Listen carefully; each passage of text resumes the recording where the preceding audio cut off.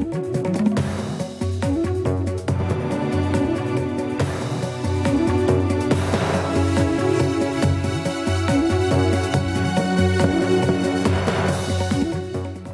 मैं रवीश कुमार। लोकतंत्र की खूबी यह है कि वह कोई ठोस पदार्थ नहीं है, एक तरल पदार्थ है। इसलिए आज की राजनीति में प्रोपेगेंडा के द्वारा इसे ठोस पदार्थ में बदलने का प्रयास होता रहता है। मतदान करने की उम्र भले ही 18 साल हो, मगर लोकतंत्र में भागीदारी की कोई उम्र नहीं हो सकती। किसने सोचा था कि हरियाणा के रेवाड़ी जिले की 9वीं और 10वीं की 80 से अधिक लड़कियां धरने पर बैठ जाएंगी और सरकार से अपनी मांग मनवा लेंगी। यह कोई साधारण कामयाबी नहीं है, बल्कि लोकतंत्र में भागीदारी की हमारी समझ को बदलती भी है, बेहतर भी करती है। यह धरना सकारात्मक नोट पर समाप्त हो चुका है, लेकिन जब शुरू हुआ तो पहले 3-4 दिनों तक किसी ने गंभीरता से नोटिस भी नहीं लिया। लेकिन जैसे जैसे दिन गुजरते गए, 9वीं और 10वीं की लड़कियों का अनशन मीडिया में उत्सुकता पैदा करने लगा। अपनी मांग को लेकर टिके रहने की प्रतिबद्धता मतदाता बनने से पहले की उम्र में हासिल हो जाए, यह ठीक वैसा ही है जैसे आदमी वयस्क होने से पहले वयस्क हो जाए। इनके प्रदर्शन की परिपक्वता ही थी कि सरकार को इनकी मांग माननी पड़ गई। गोथरा टप्पा गांव का सरकारी हाई स्कूल, राजकीय हाई स्कूल अपग्रेड हो गया है। अब यहां 10वीं और के बाद 11वीं और 12वीं की भी पढ़ाई होगी।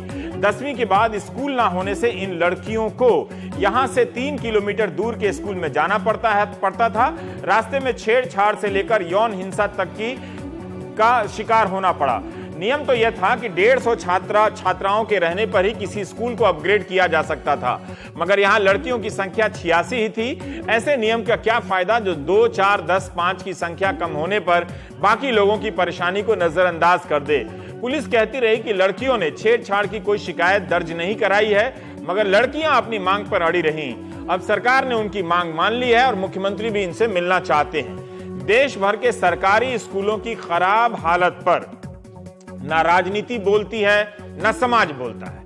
मास्टर आपका जनगणना से लेकर मतगणना के काम में लगा हुआ रह जाता है, और जब नतीजा आता है तो पता चलता है कि आधे बच्चे फेल हो गए। इंटरनेट सर्च से हमें जो जानकारी मिली वो भी देखिए।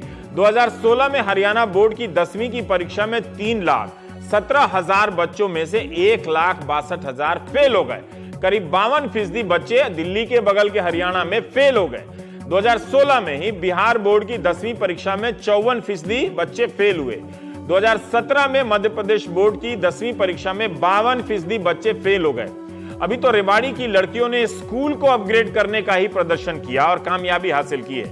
उनकी इस मिसाल से पूछा जाना चाहिए और सोचा जाना चाहिए कि सरकारी स्कूलों में लाखों की संख्या में फेल हो रहे बच्चों को लेकर अभी तक राजनीति क्यों नहीं गरमाई, कि इन स्कूलों में आखिर ये हो क्यों रहा है।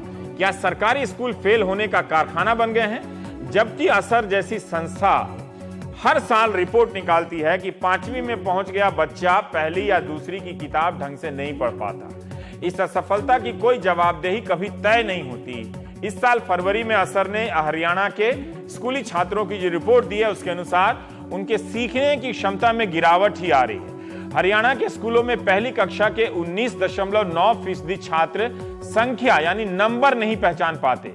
24.4% छात्र अंग्रेजी का अल्फाबेट नहीं पहचान पाते और 23.4% छात्र क ख ग घ नहीं पढ़ पाते हैं। एनुअल सर्वे ऑफ एजुकेशन, इसे संक्षेप में असर कहते हैं, इसकी रिपोर्ट के अनुसार हरियाणा में कक्षा 3 में पहुंचने वाले छात्रों में से 46% छात्र ही दूसरी कक्षा की किताब पढ़ पाते हैं। सोचिए, 1 साल बर्बाद हुआ इतने बड़े प्रतिशत में। रेवाड़ी का आंदोलन कहता है कि बच्चों को अपनी शिक्षा की जिम्मेदारी अब खुद ही उठानी पड़ेगी। उन्हें ही अपनी पढ़ाई की गुणवत्ता को लेकर आंदोलन करने होंगे, वरना साल दर साल उनके साथ ये नाइंसाफी होती रहेगी। आप इंटरनेट सर्च कीजिए, इन सब समस्याओं पर लाखों मीडिया रिपोर्ट मिलेगी, मगर ठोस रूप से और समान रूप से कुछ नहीं होता दिखता है। दिखाने के लिए 2-4 स्कूलों को चुन लिया जाता है, उन्हीं को कामयाब कहानी के रूप में बेचा जाता है। रेवाड़ी के आंदोलन का असर गुरुग्राम भी पहुंचा। गुरुग्राम के कादरपुर गांव के 170 बच्चों ने राजकीय हाई स्कूल के सामने धरना दे दिया। धरना देने वालों में लड़कियों की संख्या ज्यादा थी। इनकी भी यही मांग थी कि स्कूल को 12वीं तक अपग्रेड कीजिए ताकि 10वीं की पढ़ाई के बाद उन्हें 10 किलोमीटर दूर 12वीं के लिए न जाना पड़े। छात्रों के इस प्रदर्शन से स्थानीय विधायक भी हरकत में आ गए और बच्चों को आश्वासन दिया कि मुख्यमंत्री और शिक्षा मंत्री से बात हो गई है, गर्मी की छुट्टियों के बाद उनका स्कूल 10वीं से 12वीं का हो जाएगा। हमारे सहयोगी सौरभ को आरती ने, एक छात्रा है आरती, उन्होंने बताया कि उनके माँ बाप 10वीं के बाद 12वीं के लिए बादशाहपुर नहीं भेजेंगे जहां स्कूल है 12वीं का, क्योंकि रास्ते में लड़के छेड़ते हैं। इनका कहना है कि गांव में एटीएम आ गया मगर 12वीं के लिए 10 किलोमीटर दूर जाना पड़ता है। सरकारी स्कूलों की तरफ किसी का ध्यान नहीं जाता है, ध्यान जाता भी है तो बस्ता बांटने, साइकिल बांटने जैसे मसलों को लेकर। लाखों की संख्या में यहां पढ़ने के नाम पर बच्चों को पढ़ाई से दूर रखा जाता है। वे पढ़ने के नाम पर कितने साल यहां बिता देते हैं मगर इनमें से आधे बच्चे फेल हो जाते हैं। हम रेवाड़ी की लड़कियों से बात करेंगे ताकि बच्चे इनसे सीखें, अपने मास्टर से सवाल करें कि आप क्यों नहीं मन से पढ़ाते हैं, क्यों नहीं तैयारी के साथ पढ़ाने आते हैं और क्यों आपकी पढ़ाई से हमें फायदा नहीं हो रहा है। वो अपने बड़ों से भी समाज में पूछें कि सरकारों की प्राथमिकता में हमारी पढ़ाई की गुणवत्ता क्यों नहीं है। दूसरा, रेवाड़ी और कादरपुर के प्रदर्शन में खास बात यह भी है लड़कियों का नेतृत्व करना। किसके खिलाफ? रास्ते में होने वाली छेड़खानी और लड़कों की दादागिरी के खिलाफ। ये भी एक बड़ी बात है इस आंदोलन में। हमारे साथ रेवाड़ी की लड़कियां मौजूद हैं, इनमें से हम कोशिश करेंगे। आप सभी को बधाई, आपने एक मिसाल कायम की है। इस उम्र में भी जब आप मतदाता बनने से काफी दूर हैं, आपने अपनी आवाज उठाकर और ये ध्यान में लाया है कि सरकारी स्कूलों में पढ़ने वाले बच्चे भी लड़कर उस सिस्टम से बेहतर होने की मांग कर सकते हैं। तो मेरा सवाल सुजाता जी से है, जो 10वीं की परीक्षा जिन्होंने दी है। मैं उन्हीं से जानना चाहता हूं, सुजाता से, कि आप जब धरने पर बैठी, ये फैसला आप लोगों ने कब कैसे लिया, और जब घर वालों को बताया कि आप सभी लड़कियां अनशन पर बैठने वाली हैं, तो उन्होंने पहले क्या कहा आपसे? सर, ये फैसला हमने 10 मई को सुबह किया था कि हम इस अनशन पे बैठेंगे। और फिर जब हमने अपने पेरेंट्स को बताया तो पेरेंट्स पहले तो हमारे सपोर्ट में नहीं थे, पर जब हमने इस मांग को सही ठहराया और हमने मतलब अपनी मेहनत की और 1-2 दिन बीत गए। 3 दिन के बाद हमारे पेरेंट्स ने हमारा साथ देना स्टार्ट किया। ये बात सर। आमतौर पे लोग कहते हैं, और खासकर लड़कियों के मामले में इस तरह से हतोत्साहित किया जाता है जैसे लोकतंत्र कोई मीडिया का बाजार हो, वहाँ सिर्फ वही लोग जाएंगे जो माइक पर अच्छा बोल सकते हैं, वो नहीं जाएंगे। सुजाता, आप जो कह रही थी, हम ये जानना चाहते हैं कि क्या आप में से किसी ने कभी धरना प्रदर्शन को नजदीक से भी देखा है, और माँ बाप ने क्या कहा था? आप सबके माँ बाप ने क्या कहा था जब आप जमा हुई एक जगह पे? तो वहां पर क्या बातें हुई कि हमारे मम्मी पापा ने, तुम्हारे मम्मी पापा ने क्या क्या कहा है इस अनशन को लेकर? सर, जो सब लड़कियां थी वो यही कह रही थी कि हमारी जो पेरेंट्स है वो सपोर्ट में नहीं है, फिर भी हमें ये करना है, हमारे स्कूल को अपग्रेड करवाना है। पेरेंट्स हमारे साथ बाद में आ जाएंगे, हमें ये विश्वास है। मेरा आपसे ये कहना, कभी आपने धरना प्रदर्शन को नजदीक से देखा था? आप लोगों ने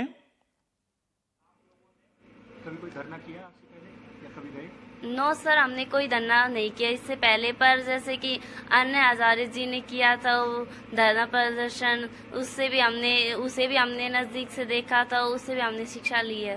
अच्छा, उससे आपने शिक्षा ली है, उनके अनशन से। ठीक, अब मैं थोड़ा सा जानना चाहता हूं, सुजाता, निकिता और तनुजा, अगर ये नाम आप लोग हैं, शीतल भी हैं जो 12वीं क्लास की हैं, मैं ये जानना चाहता हूं कि आप लोग जो कह रही थी कि लड़कियों ने कहा था कि जो दूसरा स्कूल है जो 3 किलोमीटर दूर है और रास्ते में लड़के छेड़ते हैं, तो पुलिस वाले कहते रहे कि ऐसी कोई शिकायत नहीं आई है, छेड़ने की बात सही नहीं है। हम ये जानना चाहते हैं कि आपके आंदोलन में इस बात का महत्व कितना था कि ये लड़ाई इसके खिलाफ भी है, गांव और उसके आसपास के लड़कों को यह संदेश जाना चाहिए कि छेड़खानी अब हम लोग बर्दाश्त नहीं करेंगे। हाँ सर, ये बात सही है कि हम 3 किलोमीटर बाहर स्कूल में पढ़ने जाते हैं और वहाँ पे हमारे साथ बहुत सी छेड़खानियाँ होती हैं और हमारे घर वाले साफ मना कर देते हैं हमको बाहर पढ़ने के लिए। आप जब घर में बताती हैं तो घर के लोग या गांव के लोग कभी नहीं कहते थे कि लड़कों को ही रोकते हैं, मना करते हैं? यस सर, नो सर, हमारे घर वालों ने ऐसी कभी भी बात नहीं की, क्योंकि जब हम घर पे बताते थे तो बड़े भैया होते थे, वो सिर्फ यही बोलते थे कि मम्मी से बताते, मम्मी तो यही बोलती स्कूल छोड़ के बैठ जाओ। जब भैया से बताते थे तो भैया बोलते थे कि मैं या तो उनको मार दूंगा या मर जाऊंगा, सिर्फ लड़ाई ही उनके बस की थी और कुछ नहीं था। फिर मम्मा ने मना किया कि लड़ाई करना, ऐसे कितने लोगों से लड़ाई करेंगे, इसीलिए सिर्फ एक ही जवाब रहा कि स्कूल छोड़ दो। लेकिन आप लोग पढ़ना चाहती थी, 12वीं 10वीं के बाद पढ़ना चाहती थी, इसलिए ये सारी लड़कियों में सहमति कैसे बनी? क्या इसके पीछे कोई और बड़ा भी था या आप लोगों ने मिलकर तय किया कि हमें ये लड़ाई लड़नी है चाहे जैसे भी हो? नो सर, हमारे ऐसे बड़े कोई नहीं थे, लेकिन हम सब लड़कियों ने अपनी परेशानी देखते हुए ये फैसला किया कि हमें आगे ही बढ़ना है और पढ़ना है। इसलिए हम सब ने सोचा कि चलो ठीक है, हम धरने पे बैठ जाएंगे। पर क्या आप लोग कभी डरी? ये जो लड़के छेड़छाड़ करते हैं, रास्ते में छेड़खानी करते हैं, क्या उससे आप लोगों पर कुछ असर हुआ? जिससे पढ़ाई पर असर हुआ, ट्यूशन नहीं गई या आपके भीतर डर बैठ गया? सर, इस बात का जवाब पूजा चौहान अच्छे से दे पाएंगी, क्योंकि उन्होंने इसी स्कूल से 10th किया था और जिस स्कूल के बारे में विवाद चल रहा है, यहाँ से 3 किलोमीटर दूर है, वो उससे उन्होंने 12th किया था और अभी बीटेक 3rd ईयर की स्टूडेंट है। पूजा, आपके साथ कोई ऐसी घटना घटी? ठीक, करमवीर आप पूजा जी को दे दीजिए। हाँ, करमवीर आप पूजा जी को दे दीजिए। पूरे बताइए क्या स्टोरी थी, बताइए। सर, पहले तो ये है कि वो 4 किलोमीटर, 3 नहीं 4 किलोमीटर दूर पड़ता है गांव से जो स्कूल है, और बीच में भी ठेके वगैरह है और असामाजिक तत्व भी बहुत ज्यादा हैं। और धूप हो, बारिश के टाइम तो ऐसा होता था कि बैग वैग सब कुछ स्कूल में ही जमा करना पड़ता, जिससे पढ़ाई पे बहुत इफेक्ट पड़ता था। और वहाँ पर टीचर भी ऐसे ही थे जो भेदभाव करते थे, क्योंकि वो जो स्कूल है वो कॉलेज के मेन गेट के सामने था। वहाँ दंगे फसाद होते ही रहते थे, जिससे 15 या 20 दिन क्लासें ऑफ हो जाती थी। ये जो टीचर हैं वो किस तरह की भेदभाव करते थे? लड़के और लड़कियों में करते थे भेदभाव? नहीं, वो गांवों के बीच में भेदभाव करते थे, क्योंकि वहां पर ये बड़े जो लड़के हैं कॉलेज में पढ़ने वाले, वे आपस में जुट होकर लड़ाई कर लेते थे। फिर ये कहते थे कि ये लड़कियां तो वहां से हैं, इन लोगों ने ये किया है, वो किया है। वो सब इफेक्ट उन लड़कियों के ऊपर पड़ता था, पढ़ाई के ऊपर। आपका जो ये स्कूल है गांव वाला, वो सिर्फ लड़कियों का स्कूल है या इसमें लड़के भी पढ़ते हैं? नहीं, ये दोनों का है, लड़कियों और लड़कों दोनों का है। तो लड़कों ने धरना प्रदर्शन क्यों नहीं किया पूजा? वे चाहते ही नहीं होंगे, क्योंकि उन्होंने तो मस्ती करनी है, बाहर जाना है। लेकिन लड़कियों को ये अलाउ नहीं होता ना, समाज को तो आप जानते ही हैं लड़कों और लड़कियों में कितने भेदभाव करते हैं। तो जो उस स्कूल के या उस क्लास के जो लड़के थे, वो इस 8 दिन में 10 मई से लेकर 17 मई तक आए नहीं धरना प्रदर्शन में? हाँ, नहीं, वो लड़कियों का पूरा साथ दे रहे थे, सहयोग दे रहे थे, लेकिन खुद अनशन पर नहीं बैठे ना? नहीं, हाँ, खुद अनशन पे नहीं बैठे। अब पूजा, मैं ये जानना चाह रहा था, मैं थोड़ा समझना चाहता हूं कि जिससे देश के स्कूली बच्चों को ये प्रेरणा मिले कि अगर मास्टर क्लास में नहीं आ रहा है, स्कूल ठीक से नहीं चल रहा है, तो उनकी भी थोड़ी भागीदारी सकारात्मक रूप से बनती है, जिस तरह से आप लोगों ने निभाई है। आप तो खैर यहां से बीटेक कर चुकी हैं, इस स्कूल में कभी 10वीं में पढ़ती थीं, तो ये भी बताइए कि जैसे मैं पूछ रहा था सुजाता से कि कैसे 80 लड़कियां एक साथ आ गईं उस गांव में। पहली बार एक गांव घरों से निकल के आप लोग एक स्कूल की जगह पे अनशन पर बैठी होंगी, किसी की तबीयत खराब हो रही होगी, तो कोई आ रहा होगा बुलाने के लिए कि बहुत हो गया, 3 दिन के बाद अब कोई किसी की जान जा सकती है, अस्पताल ले जाना पड़ेगा, धरना प्रदर्शन खत्म करो, इससे कुछ नहीं होने वाला। हाँ, ये तो हुआ था, लेकिन लड़कियों को अब की बार जुनून था, क्योंकि उन्होंने पढ़ना था और अपने सपने पूरे करने थे, इसलिए घर वालों ने रोका, लेकिन इन्होंने कुछ नहीं मान। जीत पे अड़ी थी कि हमें धरना है तो धरना ही है। इस धरने से जो लड़के छेड़खानी करते थे या नुक्कड़ों पे मिलते थे, उन पे कोई असर दिखा क्या? आपको लगा क्या कि उन लोगों में ये संदेश चला गया है कि अब आप लोग खड़ी हो गई हैं, कोई लेफ्ट राइट करेगा तो उसे छोड़ा नहीं जाएगा। हाँ सर, काफी इफेक्ट पड़ेगा, क्योंकि उन लोगों को लगता है कि लड़कियां बोल सकती है, घरों से निकल सकती हैं। क्यों पहले लगता था कि लड़कियां बोल नहीं पाती थीं आपके समय में? जी सर। तो ये वो आप जब 10वीं कर रही थी और इन लड़कियों में क्या फर्क है, मुझे थोड़ा बताइए कि इन्होंने भी बहुत दिनों तक सहा देखा लेकिन बोलने का फैसला लिया, आप लोग अपने समय में क्यों नहीं ले पाई फैसला? सर उस टाइम इतने मैच्योर नहीं थे, और ये था कि नाम उस समय ये लगा कि कोई हमारा साथ नहीं देगा, लेकिन इन लोगों की किस्मत अच्छी थी कि पूरे गांव ने और पूरे परिवार ने और सब लोगों ने इनका साथ दिया। आमतौर पे पूजा जी, थोड़ा हम जानना चाहते हैं कि ये लड़ाई, तो आपने कहा कि आप सभी लड़कियां पढ़ना चाहती हैं, अपने सपनों को पूरा करना चाहती हैं। आगे जाने से पहले मैं एक सवाल अभी पूछ लेना चाहता हूं कि क्या इन सभी लड़कियों में से कोई लड़की ऐसी है जो विधायक बनना चाहती है, जो सांसद बनना चाहती है? देखिए, ये सवाल बहुत जरूरी है क्योंकि बहुत खराब क्वालिटी के लोग नेता बन रहे हैं, उनकी क्वालिटी बहुत ही खराब है। वो जैसे तैसे किसी लहर वहर में जीत जाते हैं, वो अलग बात है, लेकिन क्या आप में से कोई आगे चलकर विधायक या सांसद बनने की भी कोई सपने देखते हैं आप लोग? जी सर, वो होता है ना, सपने तो लोग बहुत देखते हैं लेकिन पूरे तो किसी के नहीं होते हैं, एक दो ही सपने पूरे होते हैं। पर क्या आप में से कोई नेता बनना चाहेगा आगे चलकर? सर, सब लोग ये बोलते हैं कि ये राजनीतिक दलदल है, तो इस दलदल में कोई पावर रखना नहीं चाहेगा। इस दलदल को बाहर से भी ठीक किया जा सकता है, जो प्रयास आप लोगों ने किया है और यहाँ की लड़कियों ने। आमतौर पे तो यही समझा जाता था कि 10वीं के बच्चे हैं, जैसे हाँको हाँक दिए जाएंगे और किनारे किनारे चलेंगे, लेकिन आपके प्रदर्शन की खास बात यह है कि तमाम तरह की मान्यताएं आप लोग तोड़ दिया, आप लोगों ने मान्यताएं तोड़ी हैं। और मैं सवाल पूछने से ज्यादा आपकी तारीफ करना चाहता हूं, क्योंकि ये एक संभावनाओं की जीत है कि एक गांव में जहां पर किसी का कोई ध्यान नहीं है, ना कोई कांग्रेस है, ना कोई बीजेपी है, ना आम आदमी पार्टी है, लड़कियां अपनी पढ़ाई को लेकर खड़ी होती हैं। तो कहीं भी लोकतंत्र में जो नागरिक की तरफ से जो पहल होती है वो एक बड़ी बात होती है। इससे पता चलता है कि हम एक जिंदा दिल लोकतंत्र में रह रहे हैं। पर पूजा जी, मैं ये थोड़ा सा जानना चाहता हूं कि क्या आप इस स्कूल में पढ़ाई को लेकर किस तरह का है? क्या टीचर आते थे, या टीचर ज्यादातर सरकारी ड्यूटी पर होते थे, कहीं इलेक्शन कराना है, कहीं टीकाकरण कराना है, इन सब चीजों में कभी क्वालिटी को लेकर भी आपके बीच में चर्चा हुई क्या, कि सिर्फ हमें क्लास ना मिले, अच्छी पढ़ाई भी मिले? सर, कई बार हुई है, कई बार इस स्कूल को भी ताला लगाया गया है क्योंकि टीचर कभी पूरे हैं ही नहीं। अब भी 16 टीचरों की कमी है, सिर्फ 7 टीचर अभी स्कूल में है 10वीं तक, और +2 के तो एक भी टीचर नहीं आई अभी तक।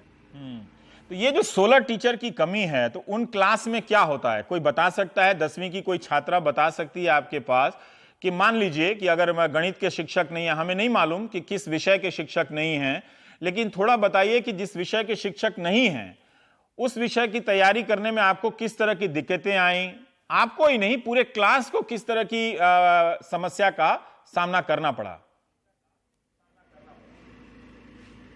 सर, मेरा नाम निकिता है, मैं 10th क्लास की स्टूडेंट हूँ। मैंने अब 10th क्लास के एग्जाम दिए हैं। मैं ये बताना चाहती हूँ कि हमारे टीचर नहीं थे, लेकिन हमने जैसे भी किया, ट्यूशन लगवाया, थोड़ी बहुत पढ़ाई की और रात दिन मेहनत की। इसी वजह से हमें अब लग रहा है कि हमारा रिजल्ट अच्छा आएगा, वरना टीचरों की वजह से तो हम सब रह ही चुके थे, मतलब रह जाते। पर जो टीचर हैं निकिता, एक तो है कि टीचर नहीं है, जैसे किस विषय के टीचर नहीं है उस स्कूल में? सर, मैथ के टीचर नहीं थे, सोशल साइंस के टीचर नहीं थे, साइंस के टीचर नहीं थे और एक हिंदी का टीचर नहीं था। पूरे साल टीचर नहीं था? Yes sir. सर 9th के भी नहीं थे। 9th के भी नहीं थे, 10th के भी नहीं थे। तो आप देखिए, ये इस लड़ाई से हम जानते हैं, पर आपकी लड़ाई से ये समस्या सामने आती है। हमारे सहयोगी अनुराग द्वारी हैं, उन्होंने भेजा था मध्य प्रदेश से कि वहां हजारों की संख्या में शिक्षकों के पद खाली हैं। यूपी से भी वो कॉन्ट्रैक्ट पर टीचर रखे जाते हैं, रोज लाठी खाते रहते हैं, यहाँ वहाँ उनकी खबरें आती रहती हैं, कभी कोर्ट से उनका कैंसिल हो जाता है, कभी कुछ हो जाता है। पर निकिता, हम ये जानना चाहते हैं कि मैथ्स का टीचर नहीं आया, ये इतना मुश्किल विषय है एक तरह से, 2 साल तक। और तो आप लोगों ने जब घरों में कहा अपने माँ बाप से, गांव के मुखिया से, सरपंच से, क्या उनको लगा नहीं कि हमारी लड़कियों के पास टीचर नहीं है, स्कूल में आते नहीं हैं, तो फिर ये स्कूल जा क्यों रही हैं, फिर इनकी पढ़ाई पर इतना असर पड़ेगा? यस सर, हमने कहा था कि हमारे पास टीचर नहीं है, लेकिन हमने सिर्फ हमारे हेडमास्टर से कहा था। हेडमास्टर ने कहा चलो ठीक है बेटा, अगर जिसकी भी पोस्ट खाली होगी वो टीचर सिर्फ आपके पास ही आएगा। फिर हमने जैसे हमारे घर वालों को कहा तो घर वाले ने कहा कि ठीक है चलो ट्यूशन लगवा लो, अभी टीचर नहीं है तो टीचर आ जाएंगे। मैंने खबरों में, अखबारों में पढ़ा है कि मुख्यमंत्री आपसे मिलना चाहते हैं, तो जब आप मुख्यमंत्री मिलने आए या आप लोग जाएं तो अपने आसपास से कम 10 स्कूलों का लिस्ट लेकर जाइएगा कि यहां यहां इतने इतने टीचर नहीं हैं, ठीक है? और इससे अच्छा होगा कि आपके स्कूल में भी टीचर आएंगे और दूसरे के स्कूल में भी आएंगे। अब मैं आपसे एक सवाल जानना चाहता हूं निकिता, कि ये बात आई है कि ये 12वीं तक हो गया स्कूल, ठीक? अब 12वीं में तो बहुत सारे विषय होते हैं, साइंस के होते हैं, कॉमर्स के होते हैं, आर्ट्स के होते हैं। क्या तीनों धाराओं की सुविधा है इस स्कूल में? No sir. जोर के बोलिए, कौन कौन से सब्जेक्ट से टीचर के लिए बोला गया यहाँ पर आएंगे? सर यहाँ पे आर्ट्स के टीचरों के लिए बोला गया है, वो आएंगे, और साइंस के भी, कॉमर्स के भी। अच्छा, तीनों के टीचर आएंगे यहाँ पे। थोड़ा सा कंफ्यूजन है ये सर, इस बात में थोड़ा सा कंफ्यूजन है, क्योंकि जब मेरी सरपंच साहब से बात हो रही थी तो उन्होंने मुझे बताया था कि सिर्फ यहाँ पर आर्ट्स के टीचर आने की व्यवस्था है। बताइए सर थोड़ा पूरा। सबसे पहले तो मैं बताना चाहता हूँ कि जो आपने पूछा है कि भाई टीचर्स के लिए पूछा है कि भाई इतनी कम है, तो आपने सरपंच साहब को क्यों नहीं बताया? मेरे को बताया था इन्होंने, कुछ एक जो छात्र हैं उन्होंने बताया था, और मैंने उसकी कार्रवाई के लिए मैंने आगे डीओ साहब से और अपने डीसी साहब को और हमारे जो विधायक पढ़ते हैं कोसली से श्रीमान विक्रम सिंह जी को, तो उनके मैंने बताया 11/11/2016 से मैं कार्रवाई कर रहा हूँ। उस टाइम तो पढ़ाई का मेन टाइम था, उस टाइम से मैं 11वें महीने ट्राई कर रहा हूँ, लेकिन अभी तक कोई कार्रवाई नहीं हो पाई थी उसकी। तो अभी जो मौके पर अभी आज भी मैंने पता किया तो पता चला 10वीं तक 11 टीचर चाहिए, जिसमें से खाली 5 अवेलेबल है हमारे पास और 16 टीचर मिसिंग है। और +1 +2 का तो छोड़ो आप, 10th तक के खाली 5 ही टीचर है हमारे पास अभी यहाँ पे। और साइंस जो आपने प्रिंसिपल जी का भी बताया था वो भी अभी तक नहीं आए हैं, और टीचरों की कमी रही है हमेशा और अभी भी कमी है। जो 11th और 12th में मैं आपको एक आइडिया दे सकता हूँ, मैं आपको आइडिया ये देता हूँ कि आप सबसे चंदा कीजिए और एक बड़ा सा जो पोस्टर होता है ना, दिवाली होली वाला, मुबारक वाला, वैसा पोस्टर लगाइए और लिखिए कि इस गांव के सरकारी स्कूल में 11 शिक्षक नहीं हैं, मैंने इतने महीने से, इतने साल से आवेदन दे रखा है, और इसलिए ताकि आते जाते लोगों पर दबाव बना रहे कि इस स्कूल में इतने शिक्षक नहीं है। पर सरपंच साहब, आपने इस आंदोलन को किस तरह से सपोर्ट किया, हम ये भी जानना चाहते हैं। आगे किस तरह से करेंगे, क्योंकि अभी मीडिया में तो यही खबर होगी जय जयकार कि शिक्षा मंत्री आ गए, स्कूल को मान्यता मिल गई, उसको अपग्रेड कर दिया गया। सर मैंने एक्चुअली, इन्होंने 10 तारीख को सुबह आके मेरे को बताया है, ग्राउंड में मेरे को बुलाया, ये सब इकट्ठे थे यहाँ पे, और बोले कि आपको हमने +2 के लिए बोला था कि हमारा स्कूल +2 करवाओ, 1.5 साल हो गया आपको बोलते हुए हमने। तो मैंने 1.5 साल से मैं आगे फॉलोअप कर रहा था कि भाई जो है हमारा स्कूल +2 तक होना चाहिए। उसके लिए मैंने जो हमारे जिला शिक्षा अधिकारी हैं, हमारे डीसी साहब हैं और हमारे जो हल्के से विधायक हैं, उनको मैंने बोला था सबको।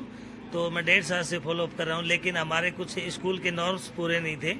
करीब उस टाइम पिछले 2016 में 9th और 10th में करीब 120 बच्चे चाहिए नॉर्म्स के लिए। तो 120 में से हमारे पास 86 बच्चे थे, नॉर्म्स की कुछ कमी थी, 34 बच्चे करीब कम थे हमारे पास।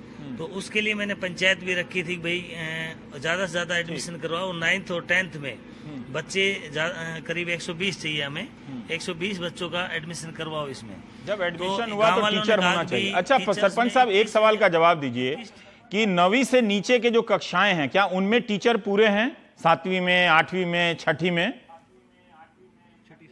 नहीं, उसमें भी पूरे नहीं है। इसमें क्या होता है कि आपस में ये लोग मिलजुल के ऐसे पढ़ा लेते हैं, सब ऐसे चला आ रहा है। सरकारी स्कूल इसीलिए डेवलप नहीं हो पा रहे क्योंकि उनमें ना तो टीचर्स है ना कुछ और। ऐसे स्पोर्ट्स में मार खा रहे हैं कि भाई ना पीटीआई होता है ना डीपी होता है, हमेशा ऐसे दिक्कत आती चली आ रही है। वो कहते हैं ना राम भरोसे हिंदू होटल, वही हालत है कि सरकारी स्कूल है तो वो राम भरोसे चल रहा है। पर आप लोगों ने एक अच्छी मिसाल पेश की है। मैं चाहता हूं, मैं आपके लिए यहां से ताली नहीं बजा सकता, क्या आप लोग सब मिलकर ताली बजा सकते हैं अपने लिए?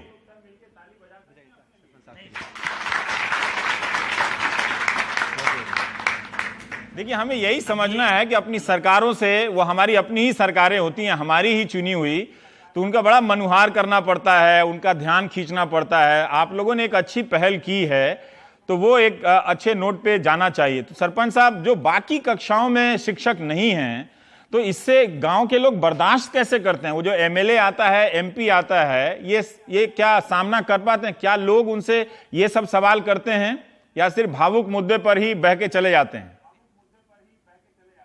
नहीं, अभी क्या होता है कि भाई जैसे हम स्टार्टिंग से फॉलो अप करते आ रहे हैं टीचर के लिए, लेकिन नहीं है अभी।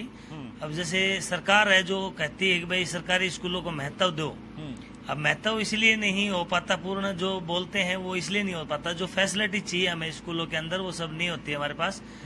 और टीचर्स का, सॉरी मैं समझ नहीं पाया, आपने अभी कुछ पूछा था, मैं ध्यान नहीं आया, फिर से पूछना चाहूंगा। वो छठी सातवीं में जैसे एमएलए आते हैं, एमपी आते हैं, तो गांव के लोग जाके नहीं कहते पहले टीचर दो फिर बाद में वोट करेंगे, ये इंपॉर्टेंट नहीं है उनके लिए? नहीं, वो गांव में क्या है कि नहीं रखते, कुछ एक जो समझदार व्यक्ति होते हैं वो रखते हैं, बाकी सबको वही यहाँ तक सीमित होता है कि भाई हमें हमारी नाली बनवाओ, हमारी गली बनवाओ। शिक्षा के क्षेत्र में कोई नहीं कहता है उस टाइम पे। लेकिन आप लोगों ने घड़ी का जो चक्र है, वो समय का, वो बदल दिया एक तरह से। एक बड़ी नज़ीर हमारे सामने रखी है। आप सब फिर से एक बार ताली के लायक तो हैं, अब हम यहाँ से तो नहीं बजा सकते, आप ही लोग बजा लीजिए। बहुत बहुत शुक्रिया सरपंच साहब, एक बहुत ही अच्छा काम। और लड़कियां, आप सभी को बहुत दिल से मुबारक, इसी तरह से लड़ते रहिएगा और ये देश बिना आपके लड़े अच्छा बनेगा नहीं, इसलिए आपकी बहुत बड़ी भूमिका है। हम ब्रेक लेंगे। बहुत बहुत शुक्रिया और खूब सारी शुभकामनाएं आप सभी को।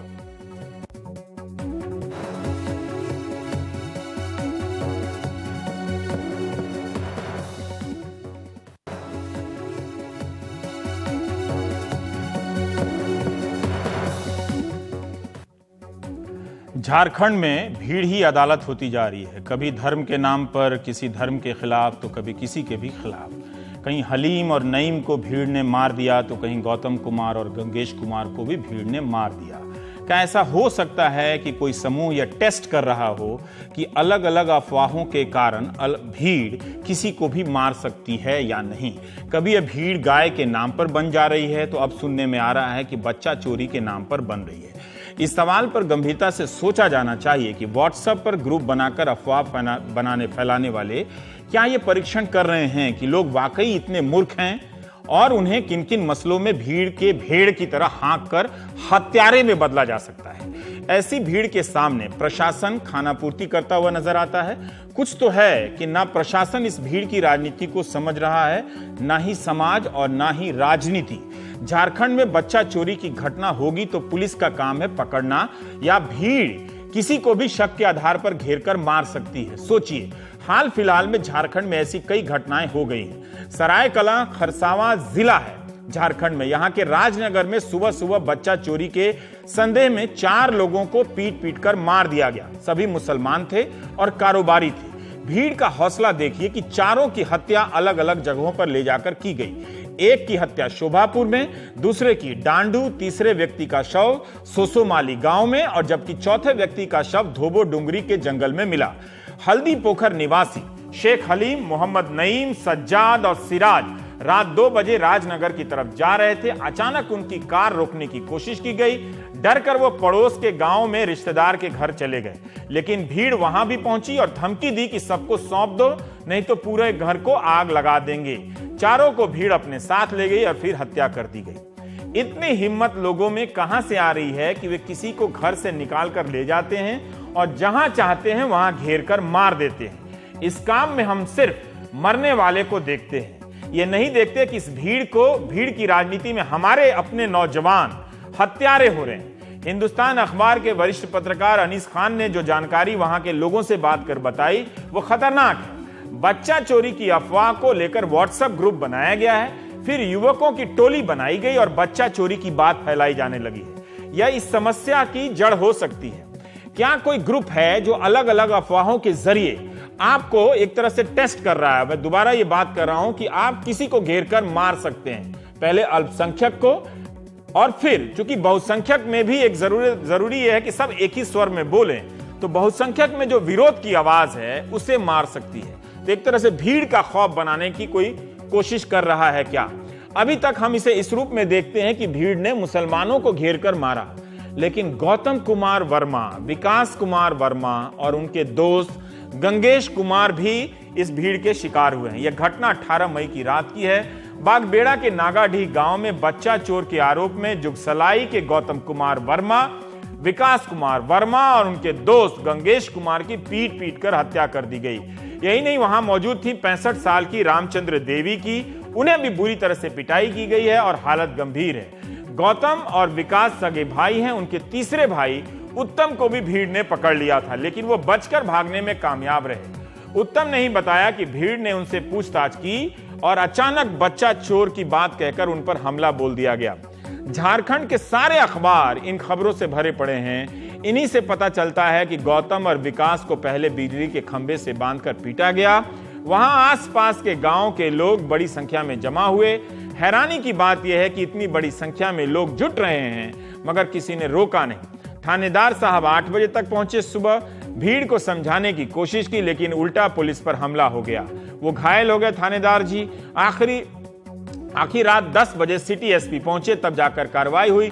तब तक गौतम, विकास और गंगेश की हत्या हो चुकी थी। कुछ तो है जिसे अब नजरअंदाज नहीं किया जा सकता। पानी सर के ऊपर से गुजर रहा है। हमें देखना ही चाहिए कि यह भीड़ किस पैटर्न पर बन रही है, कौन है जो इस भीड़ को बना रहा है। सिर्फ बच्चा चोरी की अफवाह के जरिए नहीं, बल्कि तरह तरह के आरोप लगाकर भी भीड़ ने कानून अपने हाथ में लिए हैं और हत्याएं की हैं। हमारे सहयोगी हरिवंश ने बताया कि झारखंड में लगातार ऐसे मामले बढ़ते जा रहे हैं। इसमें ज्यादातर संख्या मुसलमानों की तो है, लेकिन भीड़ ने दूसरे समुदायों को भी नहीं छोड़ा है। कोल्हान प्रमंडल, जिसमें 5 जिले हैं, वहां 8 लोगों की हत्या हो चुकी है।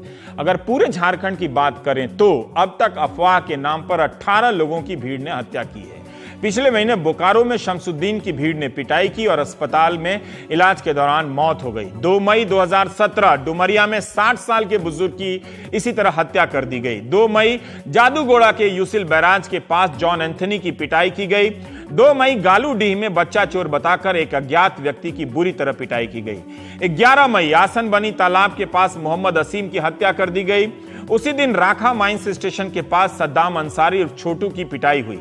गालूडीह के पुतुड़ू गांव के पास सुधीर सिंह की पीट पीट कर हत्या कर दी गई। सुधीर भीख मांगकर गुजारा करता था। 13 मई घाटशिला थाना क्षेत्र में सलमान मियां को पीटा गया। 14 मई जमशेदपुर के पोटका थाने में एक व्यक्ति की पीट पीट कर की हत्या कर दी गई। 14 मई जादूगोड़ा में मानसिक रूप से कमजोर महिला को भी बुरी तरह से पीटा गया। देखिए भीड़ कितनी हवसी होते, ये पागल होते जा रहे हैं ये लोग। 15 मई सुंदरनगर के खुकराडीह में सत्यपाल सिंह को भीड़ ने पीटा। 16 मई घाटशिला में दिमागी तौर पर कमजोर युवक की पिटाई की गई। 17 मई जादूगोड़ा में उग्र भीड़ ने दिमागी तौर पर कमजोर युवक पर बच्चा चोरी का आरोप लगाया और पिटाई की। लोगों में इन हत्याओं के बाद गुस्सा दिखने लगा है। प्रदर्शनकारियों ने जुगसलाई रेलवे फाटक के पास सड़क को जाम किया और वाहनों के आवागमन को लेकर प्रशासन के खिलाफ रोका और प्रशासन के खिलाफ नारेबाजी की। पुलिस बार बार कह रही है कि बच्चा चोरी की घटना राज्य में नहीं हो रही है और जहां हुई है वहां कार्रवाई हुई है, बच्चा बरामद किया गया है। जो भी अफवाह फैला रहा है उसे पकड़ने का प्रयास किया जा रहा है। सवाल यह है कि पुलिस क्या अब जागी है, जब चंद घंटों के भीतर वहां 8 लोगों की भीड़ ने हत्या की है। अफवाह के चलते वहाँ पे ग्रामीणों द्वारा एक आदमी को काफ़ी पीटा गया जो सीरियस था, जिसको पुलिस के द्वारा निकालने की कोशिश गई। पुलिस पे भी अटैक किया गया। बाद में उसको निकाल करके हॉस्पिटल भेजा गया। हॉस्पिटल में वो सर्वाइव नहीं किया। इसी बीच एक और सूचना मिली कि बगल के गांव में भी इसी तरह का अफवाह फैला है, उसमें भी 2 चोर को लोग पकड़े हुए हैं। जब वहाँ पे पुलिस पहुँची तो पता चला कि वहाँ पे भी 2 लोगों को पिटाई हुई थी और सीरियस थे। तो तीनों जो सीरियसली इंजर्ड लोग थे वो सर्वाइव नहीं किए।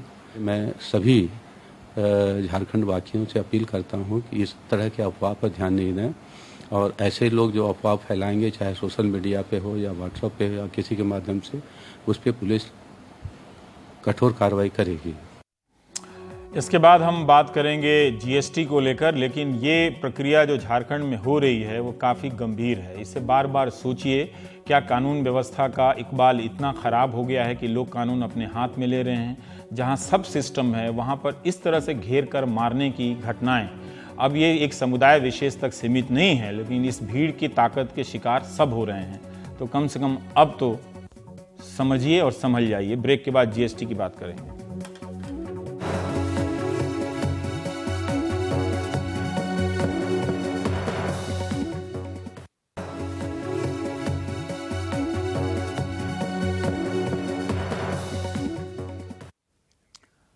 Goods and services tax GST की दरें आ गई हैं। आम बजट के समय जिस तरह से हम पत्रकार क्या सस्ता हुआ, क्या महंगा हुआ, उसे ही लेकर उत्साहित होने लगते हैं और उसी को बजट समझ लेते हैं, वैसा ही कुछ जीएसटी के साथ कर रहे हैं। इसकी इन दरों से फ़ायदा तो है, लेकिन टैक्स के जानकारों से जब मैं बात कर रहा था तो उन्होंने कहा अभी इस स्तर पर ठोस रूप से कहना ठीक नहीं लगता कि क्या सस्ता होगा और क्या महंगा होगा, लेकिन इस प्रक्रिया से अर्थव्यवस्था तो दूर की चीज़ है, हमारी आपकी दैनिक आर्थिक गतिविधि बदलने जा रही है। अभी तक हम आम लोग इसे दुकानदार और वहाँ बिकने वाली चीज़ों पर असर के रूप में देखते रहे हैं, मगर इसे इंडस्ट्री गहराई से देख रही है। इतना तय है कि आप हो या हम हो, बिना पर्ची के बिजनेस नहीं कर पाएंगे, खरीदारी नहीं कर पाएंगे। बचने की चोर दरवाजे बंद हो गए हैं, या कह सकते हैं कि कम से कम हो गए हैं। सभी को एक औपचारिक सिस्टम में आना ही पड़ेगा। श्रीनगर में 2 दिनों तक जीएसटी काउंसिल की बैठक हुई, जिसमें करीब 1200 के आसपास वस्तुओं पर टैक्स की दरें तय हो गई हैं। स्वास्थ्य और शिक्षा को सर्विस टैक्स के दायरे से बाहर रखा गया है, लेकिन इसका अलग मतलब है। टैक्स के 4 स्लैब होंगे जो देश भर में लागू होंगे। एक स्लैब में एक ही कर होगा। 5, 12, 18 और 28% के 4 स्लैब तय किए गए हैं। रेल, सड़क और हवाई परिवहन पर 5% टैक्स होगा। इससे उड़ानें सस्ती हो सकती हैं। ओला, उबर जैसी कैब सेवाएं भी सस्ती हो सकती हैं अगर हुई तो। 2500 से 5000 तक के होटलों पर 18% टैक्स लग सकता है। महंगे होटल, सिनेमा, रेस क्लबों को 28% टैक्स देना पड़ सकता है। इंटरटेनमेंट टैक्स को सर्विस टैक्स में मिला दिया गया है। फ्रूट, जूस, मीट, मक्खन, पनीर पर 12% टैक्स लग सकता है। चाय, कॉफी और मछली पर 5% से कम टैक्स लगेगा। अनाज और दूध पर कोई टैक्स नहीं लगेगा। जीएसटी में इसे बाहर रखा गया है।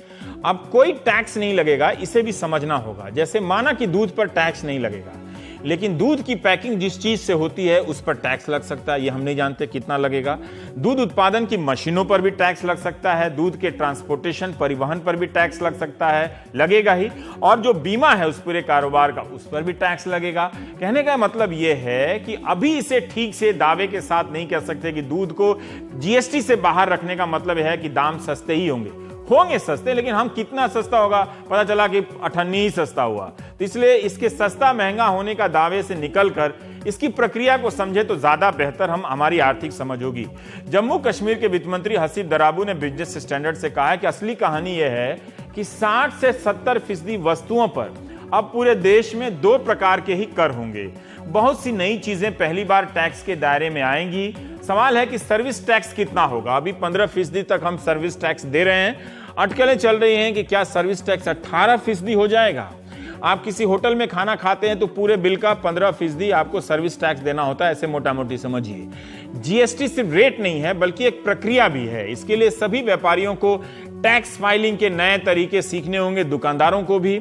उसी में सबकी भलाई है। तो बेहतर है कि इसकी कमियों को, इसकी संभावनाओं को, पूरी प्रक्रिया को समझिए। हम कोशिश भी करेंगे जब हम खुद समझ जाएंगे तो। प्राइम टाइम आपने इतना झेला, बहुत बहुत शुक्रिया। नमस्कार।